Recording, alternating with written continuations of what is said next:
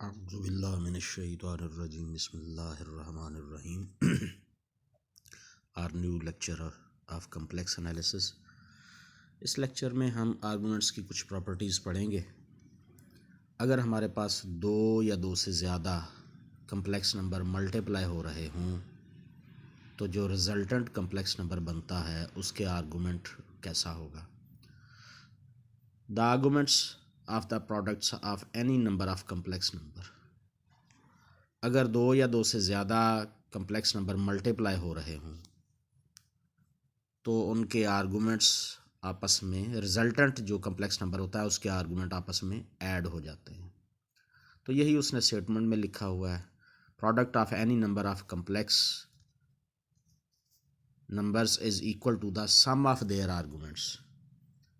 Z1, Z2, Z3 so on, ये हमारे पास complex number हैं, और R1, R2, R3 so on, ये उनके कोरस्पॉन्डिंग R हैं, उनके आर्गुमेंट्स हैं, उनके मॉडुलस वैल्यू है, और θ1, θ2, θ3 सो ऑन, ये उनके आर्गुमेंट्स। आप देख रहे होंगे कि ये Z1, Z2, Z3 so on ये मल्टीप्लाई किया गया है कम्प्लेक्स नंबर को, सो ऑन। तो ये उसकी polar form R1 into cos θ1 plus iota sine θ1 into, अब अगला नेक्स्ट कम्प्लेक्स नंबर की बारी आ गई, फिर मल्टीप्लाई करके नेक्स्ट कम्प्लेक्स नंबर लिखा गया। इस तरह ये मल्टीप्लिकेशन का अमल जारी रहेगा। ये किया गया कि R1, R2, R3 so on सारे एक ही दफ़ा प्रोडक्ट कर लिए गए और बाकी सब के सब हमने cos θ1 plus θ2 theta so on सारे इस तरह से लिख लिए गए। तो ये जो कम्प्लेक्स नंबर बना है इसका सिर्फ आर्गुमेंट लिखें तो argument Z1, Z2 so on Zn क्या होगा, θ1 plus θ2 plus so on θn, यानी पहले कम्प्लेक्स नंबर का आर्गुमेंट प्लस दूसरे कम्प्लेक्स नंबर का argument so on nth complex number का आर्गुमेंट।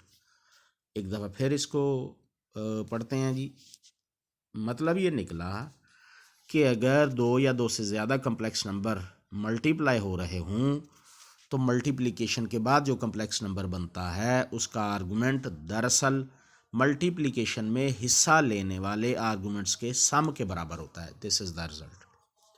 सेकंड वन देखिए, अगर दो कम्प्लेक्स नंबर आपस में डिवाइड हो रहे हैं, दो या दो से ज़्यादा, मसलन ये दो डिवाइड हो रहे हैं तो ये डिवीजन भी क्वोशंट की शक्ल में लिखी हुई है, ऊपर पहला कम्प्लेक्स नंबर डिवीजन, नीचे दूसरा कम्प्लेक्स नंबर।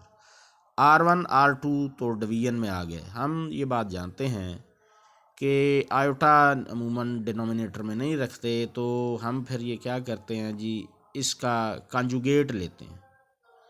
तो कॉन्जुगेट लेकर ये फिर ऊपर प्रोडक्ट में चला जाएगा। जब प्रोडक्ट में चला जाएगा तो दोनों की प्रोडक्ट, एक प्लस में है एक नेगेटिव है, दोनों की प्रोडक्ट फिर आपस में नेगेटिव में चेंज हो जाएगा। तो फाइनल जो Z1 और Z2 की डिवीजन से कम्प्लेक्स नंबर बना उसका आर्गुमेंट कैसे आएगा, डिवीजन डिवाइड होने वालों का आर्गुमेंट आपस में डिफर कर जाएगा, डिफरेंस के बराबर हो जाएगा। जिस तरह हमारे पास प्रोडक्ट में हिस्सा लेने वाले और उनके आर्गुमेंट ऐड होते हैं तो डिवाइड होने वालों के आर्गुमेंट आपस में माइनस हो जाते हैं। एक बड़ा सुपर इम्पोर्टेंट किस्म का ये रिज़ल्ट है। वो सुपर इम्पोर्टेंट रिज़ल्ट ये है कि अगर दो कम्प्लेक्स नंबर Z1 या Z2 लेस दैन या ग्रेटर की शक्ल में लिखे जाएं तो उसका क्या मीनिंग होगा, और अगर ग्रेटर की शक्ल में लिखे जाएं तो उनका क्या मीनिंग होगा। याद रखिएगा, कम्प्लेक्स नंबर्स कंपेरेबल नहीं होते। We can not compare two complex numbers. अगर कोई बंदा, जैसे आम नंबर्स को हम कंपेयर करते हैं, अगर कोई पर्सन इस तरह से कंपेयर करेगा तो वो गलत होगा। जैसे 2 लेस दैन 3 है या 5 ग्रेटर दैन 2 है, तो ये सेंस कम्प्लेक्स नंबर्स में नहीं पाई जाती। कम्प्लेक्स नंबर में ये बात मीनिंगलेस है।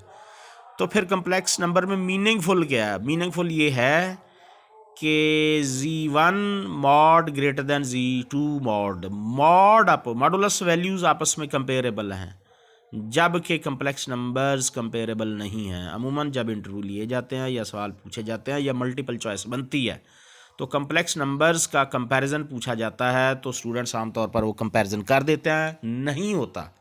इनका कंपैरिजन मीनिंगलेस है। मीनिंगफुल क्या है, इनके आर्गूमेंट्स को हम कंपेयर कर सकते हैं। नेक्स्ट हमारे पास एग्जांपल है जी, z equal 1 plus iota T का square minus iota T divided by 1 plus T square. कहता है जी इसका लोकस साबित कीजिए कि एक एलिप्स है, उसके सेमी और मेजर एक्सिस क्या है।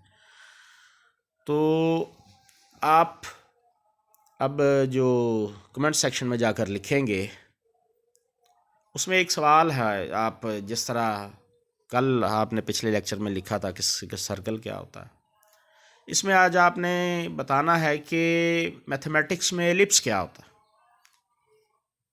एलिप्स क्या है, ये एफएससी में भी था 6 चैप्टर में, और उसका सेमी मेजर एक्सिस क्या होता है, सेमी माइनर एक्सिस क्या होता है, ये डेफिनेशन जाकर, और उसका मैथमेटिकल एक्सप्रेशन, मैथमेटिकल स्टेटमेंट, ये दोनों वर्डिंग में भी और मैथमेटिकल स्टेटमेंट दोनों आपने वहाँ पर कमेंट सेक्शन में इसका आंसर देना।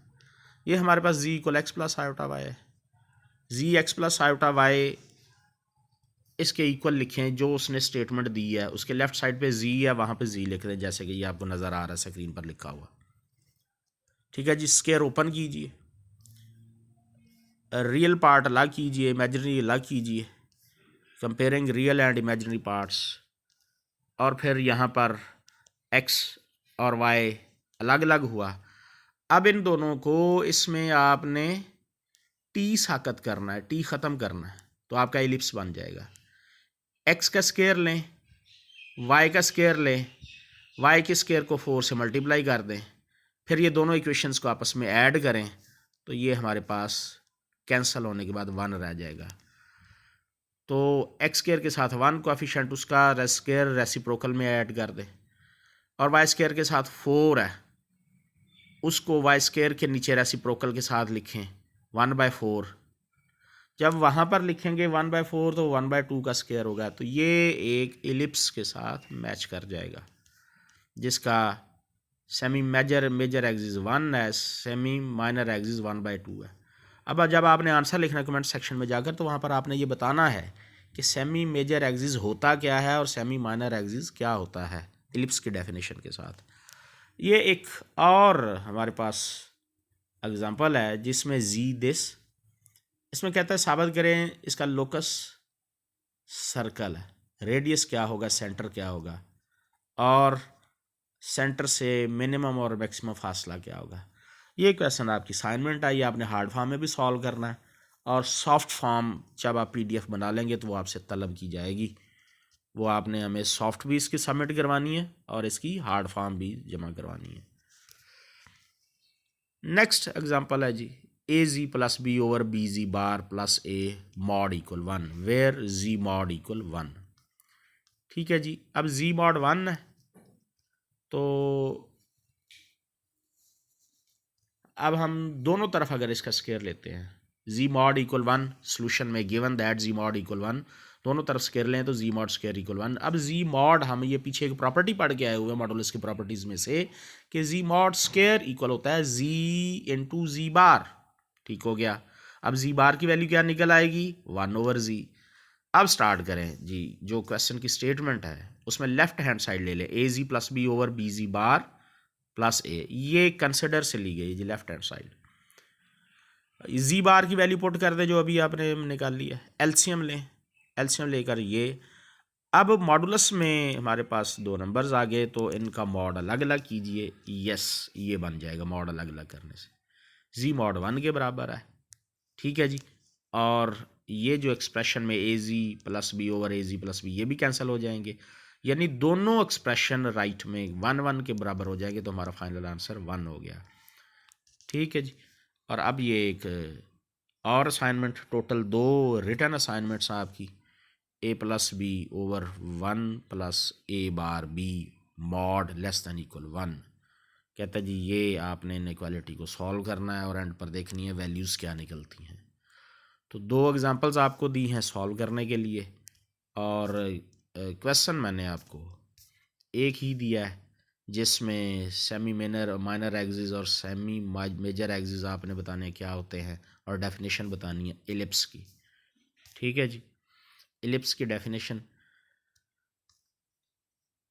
बस यही आज का क्वेश्चन है, यही आपका आज का काम है।